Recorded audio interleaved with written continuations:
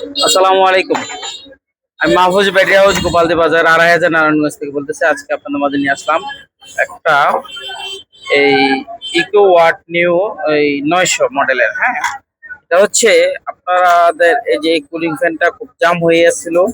আর দেখেন কিরকম ময়লা আছে, কিরকম ময়লা আছে। আপনারা চেষ্টা করবেন ২-১ বছর পর পর যাতে আইপিএসটা এই সম্পূর্ণ ওয়াশ টাশ করে দেয়। এরকম যদি এই ওয়াশ থাকে বা পরিষ্কার থাকে, তাহলে আপনাদের আইপিএস কিন্তু ভালো সার্ভিস দিবে। তো আমার কাস্টমার সাহেবের কথা হচ্ছে, এই ব্যাটারিটা ১ বছর আগে নিয়েছে, এটা যে এটা ভালো একটা ব্যাকআপ পাচ্ছে না। তো আমরা ব্যাটারিতে এখনো মাপি নাই, কিন্তু এটা আমার কাছে সমস্যা হয়েছে বইলেই কিন্তু আছে। আগে আমি এটা ওয়াশ করবো, দেখবো, তারপর ওই কাস্টমার সাহেবের সমস্যাটা সমাধান করে দিবে। যাদের এরকম আইপিএস ময়লা হয়ে যায়, তারা অন্তত চেষ্টা করবেন বছরে একবার হলে এটা ওয়াশ করানোর জন্য। ধন্যবাদ।